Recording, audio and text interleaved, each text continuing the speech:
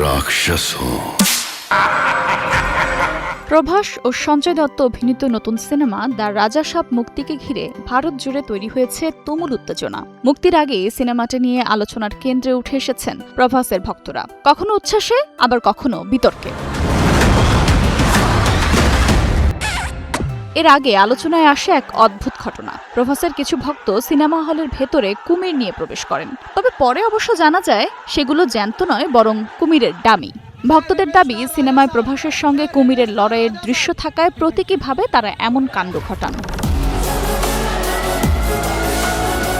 এর মধ্যে নতুন করে বিতর্ক ছড়িয়েছে আরেকটি ঘটনায়। সোশ্যাল মিডিয়ায় ভাইরাল হওয়া একটি ভিডিওতে দেখা গেছে উড়িষ্যার একটি সিনেমা হলে সিনেমা চলাকালীন আগুন জ্বালানো হচ্ছে। ভিডিওতে দেখা যায় একদল দর্শক থিয়েটারের ভেতর ছোট ছোট কাগজ পুড়িয়ে আনন্দ উদযাপন করছেন। এই ভিডিও ছড়িয়ে পড়তেই নেট পাড়ায় শুরু হয় তীব্র সমালোচনা। অনেকেই এটিকে চরম দায়িত্বজ্ঞানহীন আচরণ বলে আখ্যা দিয়েছেন। সামাজিক যোগাযোগ মাধ্যমে একাধিক ব্যবহারকারী মন্তব্য করেছেন, এমন কাজ প্রভাসের প্রকৃত ভক্তদের দ্বারা হওয়া সম্ভব নয়। নেটিজেনদের বড় একটি অংশ মনে করছেন, সিনেমা উপভোগের নামে এমন উন্মাদনা শুধু বিপজ্জনকই নয়, বরং সংস্কৃতিহীনতারও পরিচয় দেয়। তারা সংশ্লিষ্ট কর্তৃপক্ষের দৃষ্টি আকর্ষণ করে ভবিষ্যতে এমন ঘটনার পুনরাবৃত্তি রোধে কঠোর ব্যবস্থা নেওয়ার দাবি জানিয়েছেন।